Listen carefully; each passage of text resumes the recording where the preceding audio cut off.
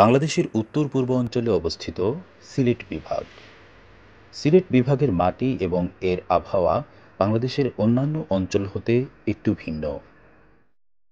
এখানে যেমন আছে পাহাড় টিলা, তেমনি রয়েছে নিচু জলাভূমি, যেমন হাওর বাওর ইত্যাদি।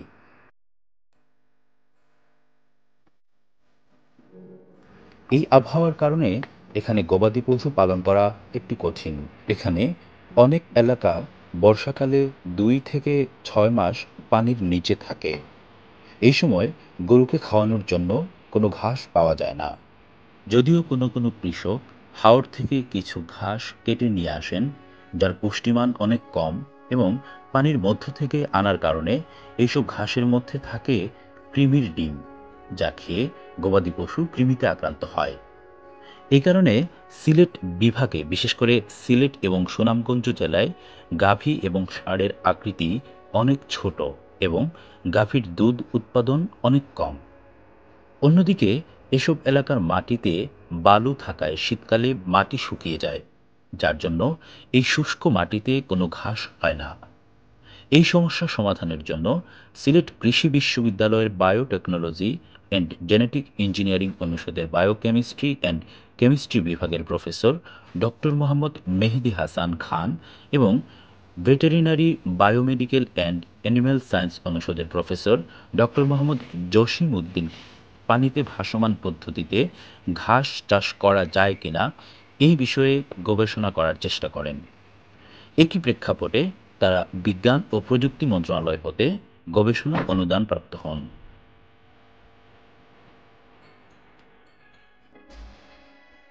এই অর্থ দিয়ে সিলেট কৃষি বিশ্ববিদ্যালয়ের ক্যাম্পাসে একটি ফ্ল্যাটিং বেড বা ভাসমান মাচা তৈরি করেন। এখানে জার্মান এবং নেপিয়ার এই দুই প্রজাতির ঘাস চাষ করেন। বৃষ্টির পানিতে নেপিয়ার ঘাস মারা গেলেও জার্মান ঘাস বেঁচে যায়। 60 দিনে প্রায় 5 থেকে 6 ফুটের মতো লম্বা হয়।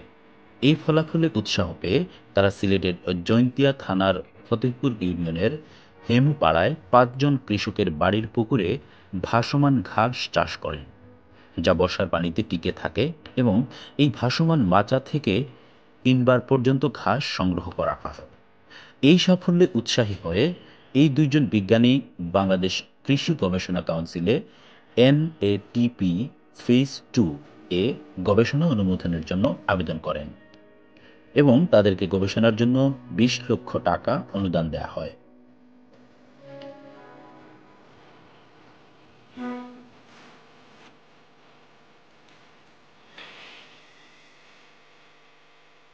এই অনুদানের অর্থ দিয়ে সিলেটের জৈন্তিয়া থানার বিভিন্ন এলাকায় 20 জন কৃষকের এবং কানাইঘাট থানার 20 জন কৃষকের নিচু জলাবদ্ধ অথবা পুকুরে ভাসমান পদ্ধতিতে চাষ করা হয়।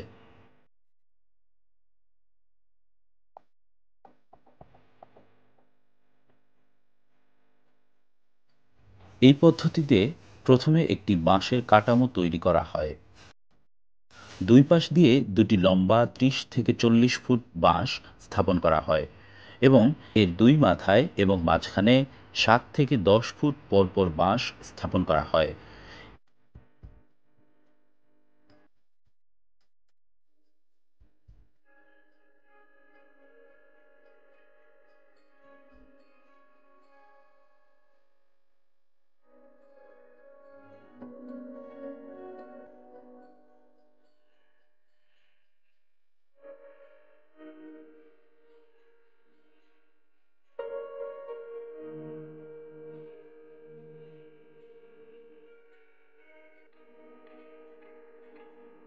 এই বাঁশের কাঠামোকে ভাসিয়ে রাখার জন্য 4 থেকে 5টি কলা গাছ বেঁধে দেওয়া হয় এবং তার উপর প্লাস্টিকের নেট বিছিয়ে দেওয়া হয়।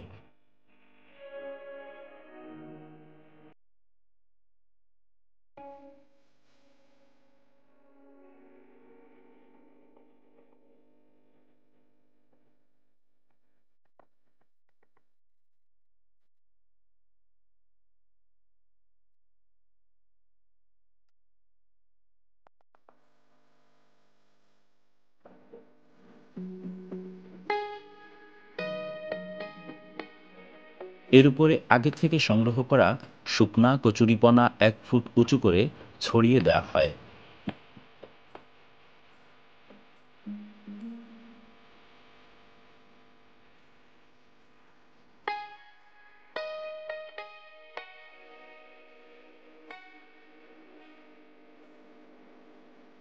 এর উপরে ৩ ইঞ্চি করে গোবর মিশ্রিত মাটি বিছিয়ে দেওয়া হয়।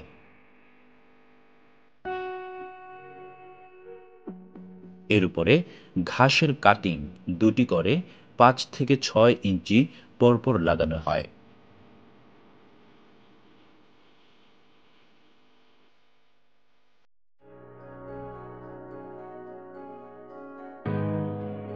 কাঠামোটা যাতে ভেসে না যায় সেজন্য কাঠামোর দু-মাথায় পুকুরের কিনারা হতে একটু দূরে ২টি বাঁশ পুঁতে দেওয়া হয়।